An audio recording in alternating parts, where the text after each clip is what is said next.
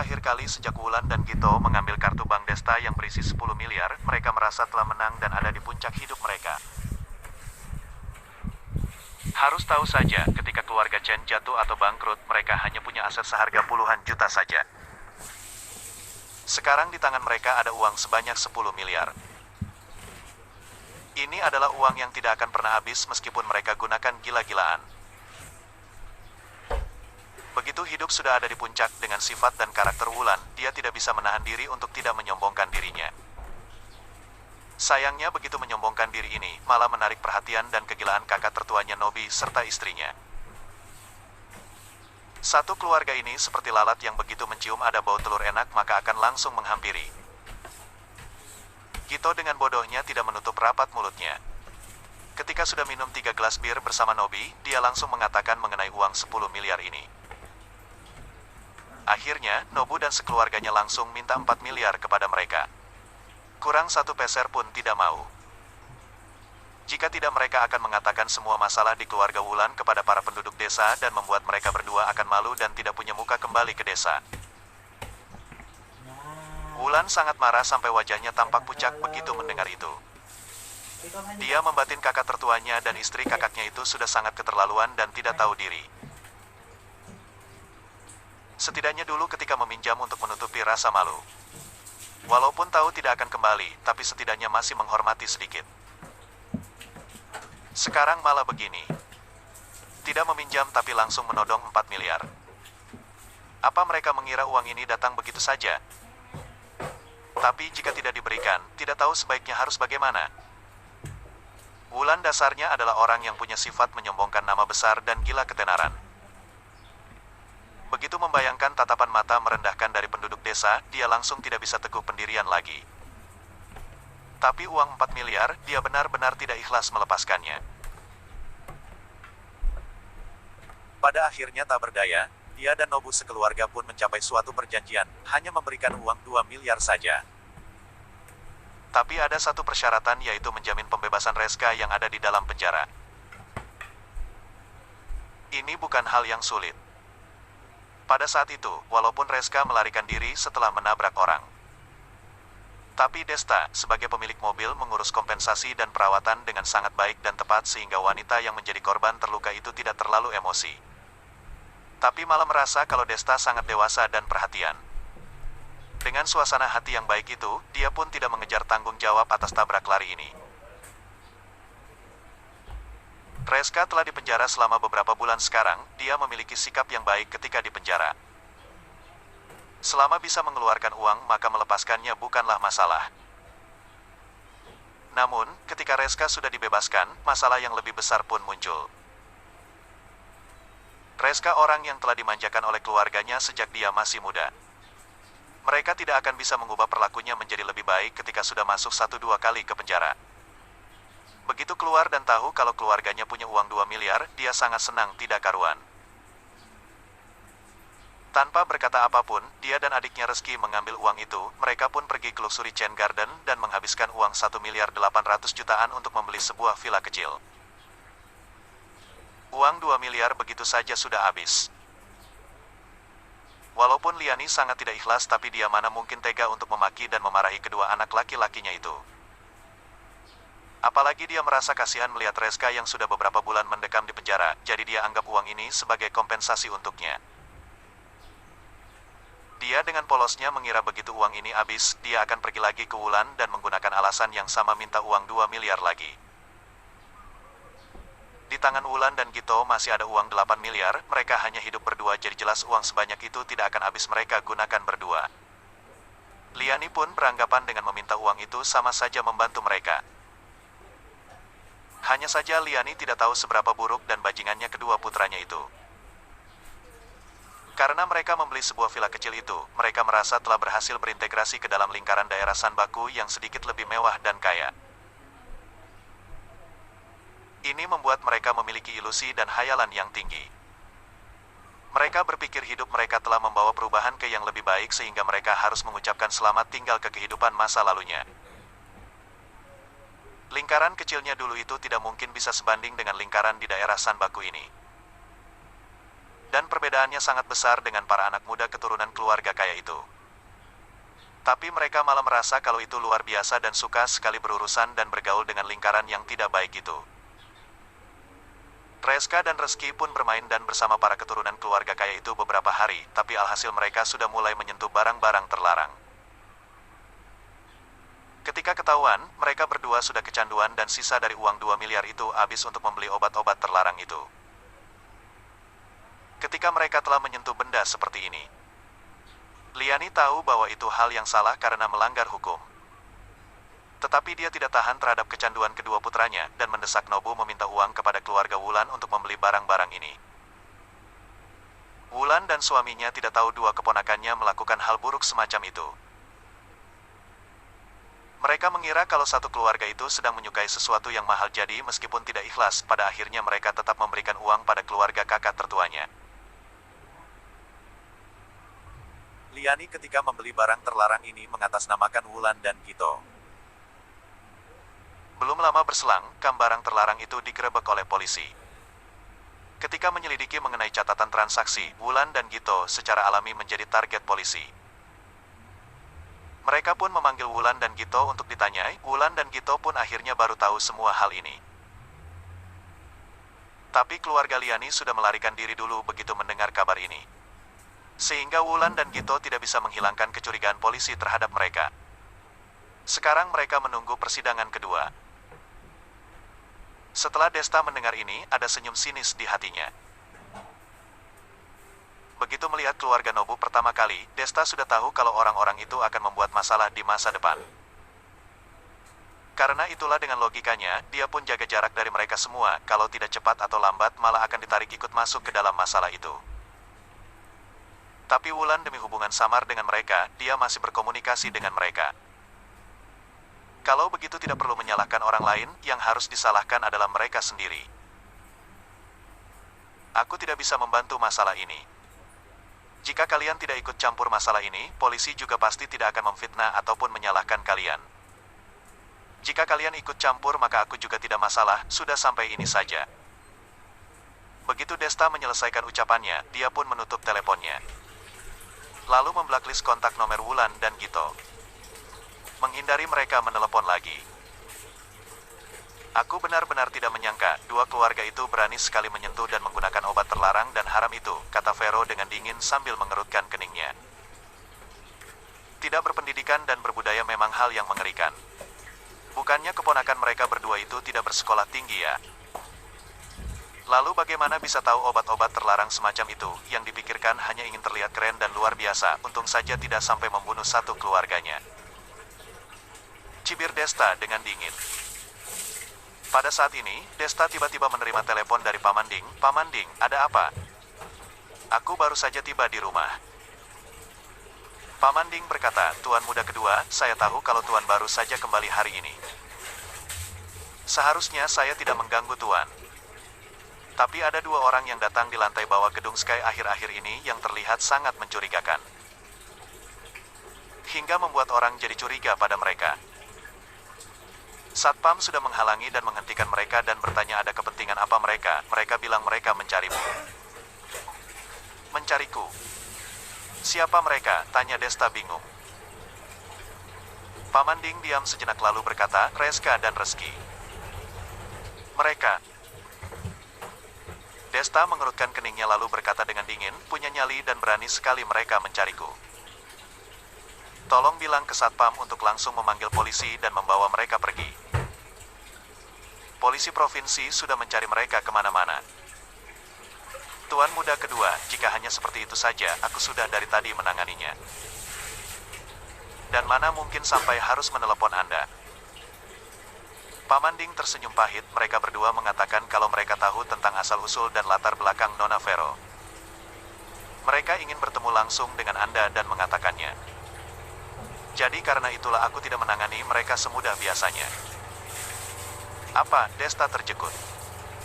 Tanpa sadar dia langsung melirik ke Vero, dan berkata, aku tahu, aku akan langsung ke sana.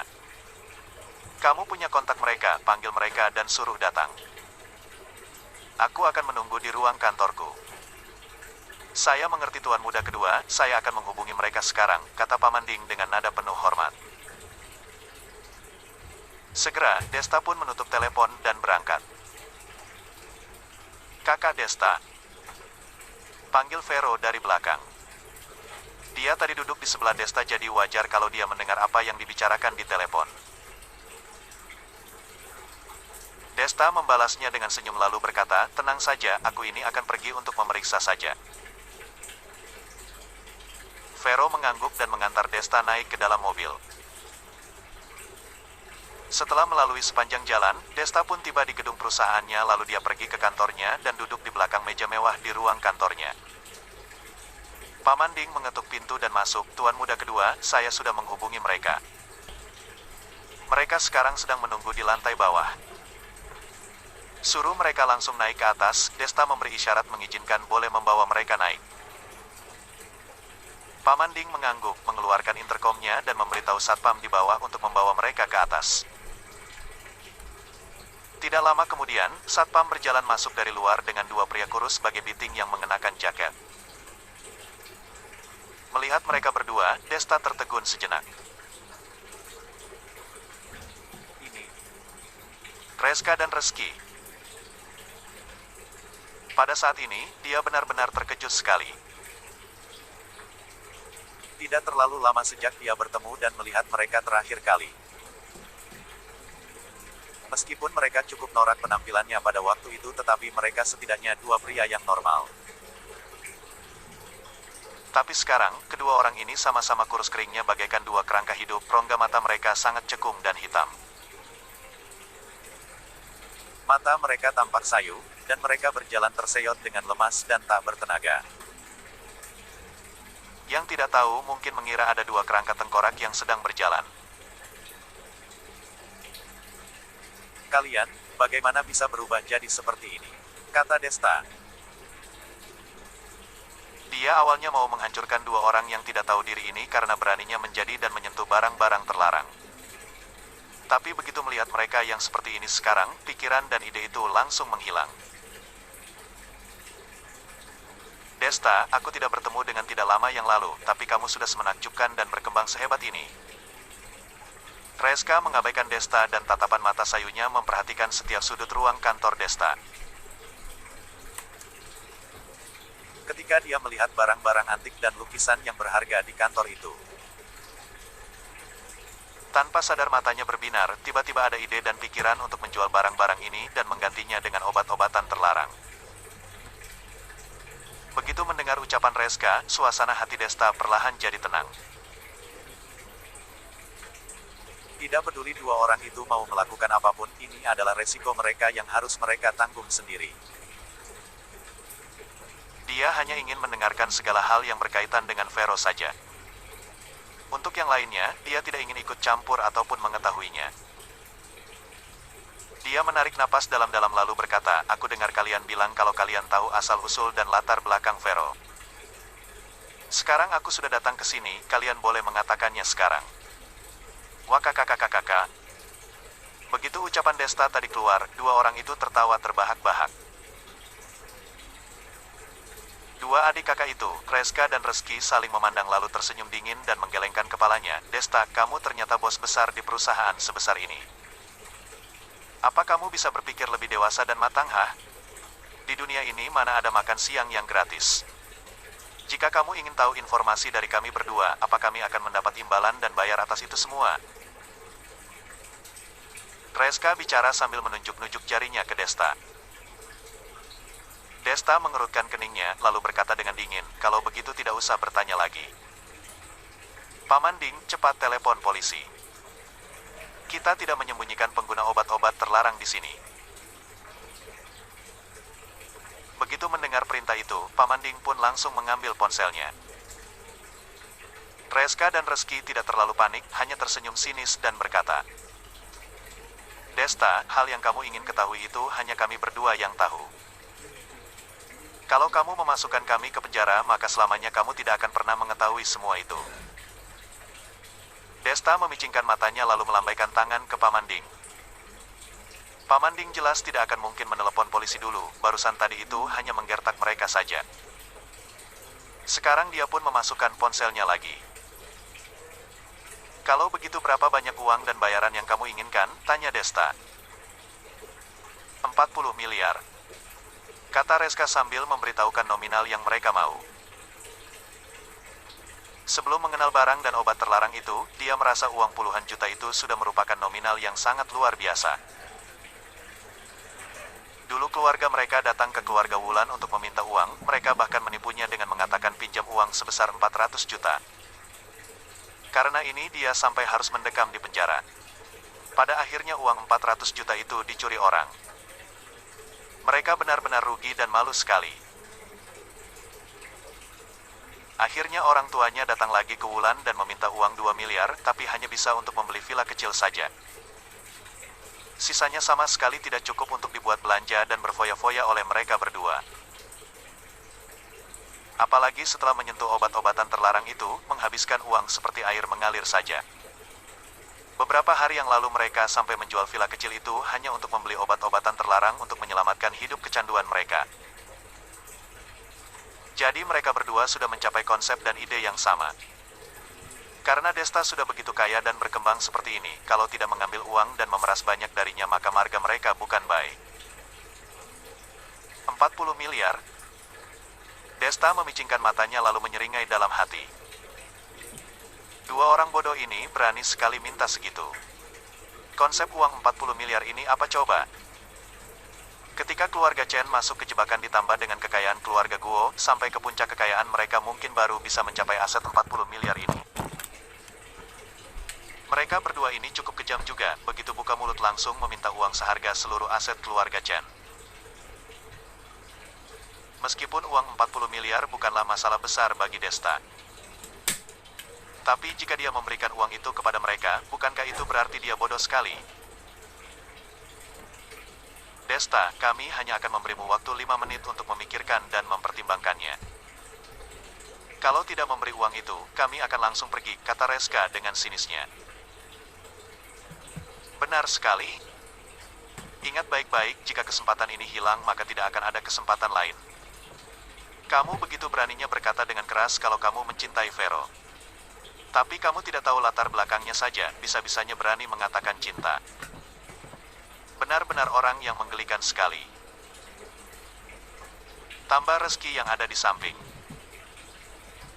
Desta diam sejenak lalu berkata, boleh saja kalian mendapatkan uang 40 miliar ini. Tapi bagaimana kalian bisa menjamin apa yang kalian ceritakan itu benar? Dia berpikir dengan sejelas-jelasnya, uang itu bisa saja diberikan, tapi mungkin tidak cukup untuk dihabiskan mereka berdua. Dan hal itu urusan mereka berdua sendiri.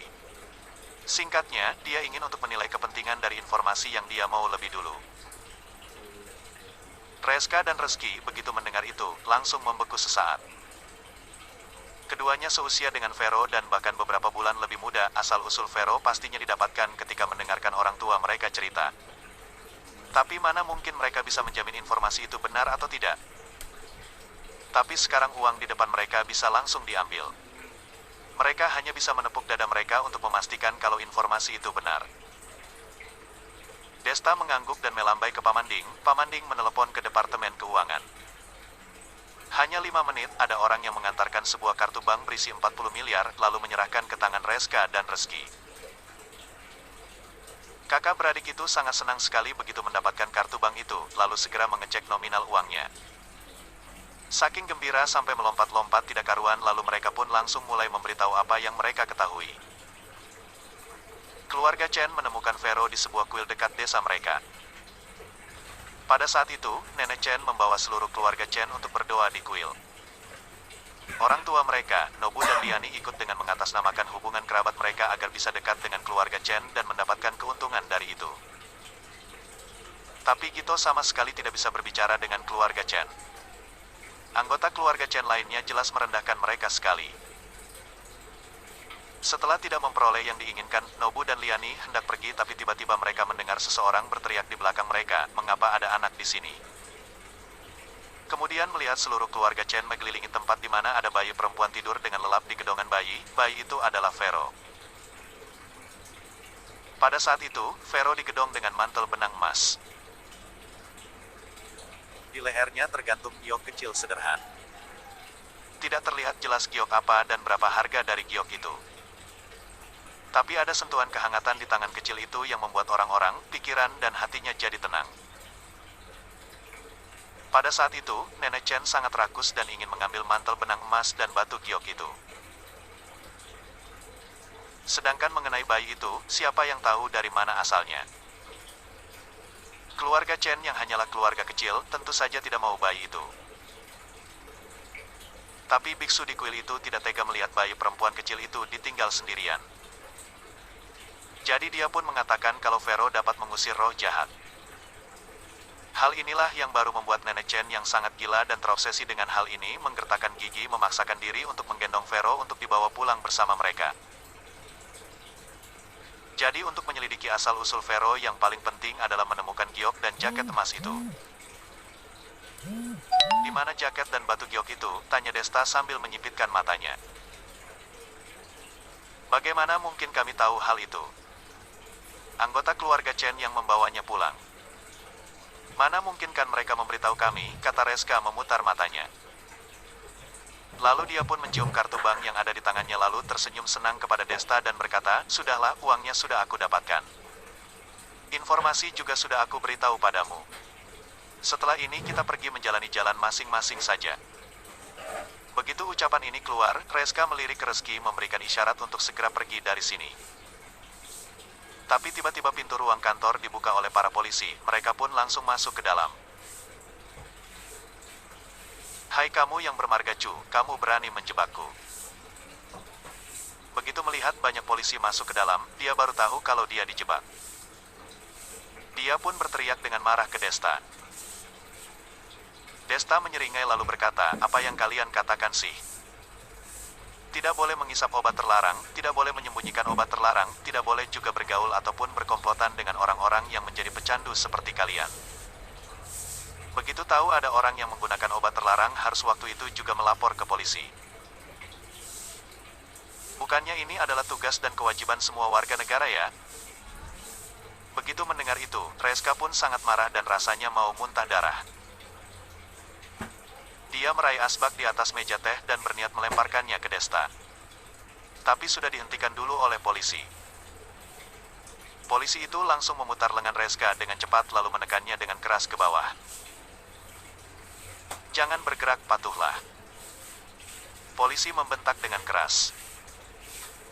Reska pun tidak sanggup melawannya, kartu bank yang ada di tangannya jatuh di depannya. Matanya memerah dan menjulurkan lehernya berniat untuk menggigit kartu bank itu. Tapi ketika dia mau berhasil meraih kartu bank itu, ada tangan yang tiba-tiba lebih dulu mengambil kartu bank itu. Pada saat itulah, Reska merasakan emosi marahnya sudah meningkat sampai ke otak dan membuatnya pusing dan matanya kabur. Ketika penglihatannya mulai tidak kabur lagi, dia baru menyadari kalau yang berdiri di depannya mengambil kartu bank itu adalah Desta. Desta, ucapanmu tidak bisa dipercaya. Mati saja kamu, makinya dengan sangat keras. Desta menyeringai lalu berkata, menghadapi orang-orang semacam kamu yang ucapannya tidak akan bisa dipercaya. Dan lagi mau mengambil uang dariku untuk membeli obat-obat terlarang. Apa kamu tahu, sepeser uang yang kalian habiskan itu merupakan peluru yang ditembakkan oleh polisi narkotika perbatasan. Mereka demi melindungi beratus juta warga kita ini harus kehilangan banyak nyawa yang berarti, kalian malah seenaknya mengambil narkoba dari para pengedar narkoba. Benar-benar sampah mengerikan. Sialan, kalian mau jadi pahlawan itu urusan kalian ya. Aku tidak minta kalian lindungi kok. Menurutku, kalian itu memang pantas mati. Siapa yang menyuruh kalian terlalu ikut campur?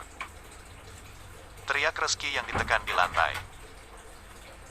Begitu ucapan ini keluar, semua ekspresi wajah para polisi di sana langsung berubah. Beberapa di antaranya adalah polisi yang pemarah dan temperamennya meledak-ledak. Dia melemparkan tinjunya kepada mereka berdua. Tolong. Polisi memukulku. Begitu Reski melihat tinju itu, tiba-tiba dia berteriak tidak karuan. Berhenti. Pada saat ini, suara yang familiar datang dari luar pintu. Desta menoleh dan mendapati bahwa orang yang datang itu ternyata adalah Sukardi. Tampaknya setelah dia menang dari Pota, situasi di daerah Sanbaku telah banyak berubah. Sukardi awalnya kehilangan pekerjaan dan sekarang dia telah berhasil mengambilnya kembali. Selamat ya. Desta berjalan di depannya dan tersenyum sambil berjabat tangan. Sukardi mengedipkan mata padanya, seolah hanya mereka yang tahu arti dari kedipan mata itu. Melihat adegan ini, mata Reska memerah, kalian ternyata sudah lama kenal. Kelihatannya ini adalah jebakan yang sudah kalian rencanakan sebelumnya untuk meringkus kami berdua. Begitu mendengar ini, Desta tidak bisa menahan tawanya. Apa perlu membuat rencana untuk meringkus dua orang yang bodoh ini? Pecandu narkoba yang lain pasti hidup dengan cara yang sama seperti tikus. Selalu hidup bersembunyi di jalanan untuk menghilangkan keberadaan mereka, bersembunyi di sudut ruangan dan setiap harinya selalu panik dan bingung. Kakak beradik ini malah aneh, mereka tidak hanya tidak bersembunyi, tapi mereka juga beraninya memeras Desta secara terbuka dengan minta uang sebanyak 40 miliar. Mereka mungkin menganggap pengawasan dan CCTV di jalan-jalan daerah Sanbaku itu buruk apa? Ketika Paman Ding menelepon ke ruangan barusan, dia juga menerima telepon dari resepsionis yang mengatakan kalau banyak polisi berkumpul di depan perusahaan. Sepertinya mereka mau naik ke atas. Paman Ding pun dengan tenang membiarkan mereka naik ke atas dan jangan dihentikan atau dihalangi. Maka dari itu ada adegan seperti ini sekarang. Pada saat ini, Sukardi menghampiri Reska dan Reski lalu menatap mereka dan berkata dengan santai, tenang saja, pahlawan selamanya tidak akan menaruhkan nyawa mereka demi orang semacam kalian ini. Mereka ingin melindungi orang-orang yang baik hati dan memang pantas untuk dilindungi. Kalau kalian ini tidak pantas sama sekali untuk dilindungi. Selesai bicara, Sucardi pun melambaikan tangan memberi isyarat kepada dua polisi lain, lalu dengan segera menarik dan mengawal Reska dan Reski berdiri lalu membawanya turun ke bawah. Tuan Desta, terima kasih banyak telah membantu kami menangkap orang-orang yang melanggar hukum ini, kata Sukardi memandang Desta dengan nada yang tulus. Desta tersenyum dan berkata, ini yang harus saya lakukan, Pak Polisi dan keluargaku. Sukardi memutar matanya dan mencibir, jangan beri aku tatapan mata begitu menggelikan. Selama ini pengedar narkoba sudah merajalela melintasi perbatasan dan penjualan di daerah kami jauh lebih besar. Seperti Reska dan Reski yang begini, kami telah menangkap banyak baru-baru ini. Kami memiliki satu set lengkap mekanisme yang memberikan mereka pelajaran yang tidak akan membuat mereka merasa baik sama sekali. Baguslah. Jika membuat orang-orang bodoh dan kurang ajar seperti mereka merasa baik-baik saja, itu terlalu mengecewakan para polisi yang sudah mengorbankan nyawanya, kata Desta. Kemudian, mereka berdua pun mengobrol dengan santai sebentar lalu kembali melakukan kesibukan masing-masing. Desta mau melanjutkan menyelidiki jaket benang emas itu dan mencari di mana keberadaan giok itu. Sedangkan Sukardi mulai bekerja lagi menanggap pelanggar hukum di berbagai tempat dan jalan. Paman Ding, bagaimana situasi keluarga Chen sekarang? Tanya Desta sambil duduk dan bersandar di bangkunya. Tuan muda kedua, setelah nenek Chen meninggal, keluarga Chen tidak punya kekuatan pusat lagi. Orang-orang di bawahnya satu persatu bersaing dan harta yang tersisa dijadikan uang. Jawab Paman Ding. Desta mengerutkan kening, itu artinya, dua barang ini kemungkinan akan dijual juga. Ini. Paman Ding tidak bisa menjawabnya. Lalu dia berkata, begini saja Tuan muda kedua, saya akan mengirim pengawal berani mati terlebih dahulu untuk diam-diam pergi ke rumah tua keluarga Chen untuk mencari barang-barang itu. Selain itu, aku akan menemui staf keuangan perusahaan untuk menghubungi anggota keluarga Chen dan menanyakan apa mereka pernah melihat dua barang itu. Sekarang anggota keluarga Chen sudah takut akan kehidupan masa depan. Mereka sekarang gila-gilaan mencari uang. Selama memberi mereka sedikit keuntungan saja, tidak usah khawatir untuk bertanya lebih ke mereka. Kalau begitu atur seperti itu saja, kata Desta setelah memikirkan kalau cara ini bagus untuk digunakan. Dia pun membiarkan Paman Ding melaksanakannya. Pada saat ini, sekretaris wanita tiba-tiba datang dari luar. Tuan muda kedua, manajer umum Ding, ada orang di bawah yang ingin bertemu. Sekretaris perempuan itu masuk lalu membungkuk dan baru melaporkan hal ini. Siapa yang mencariku? Desta tertegun.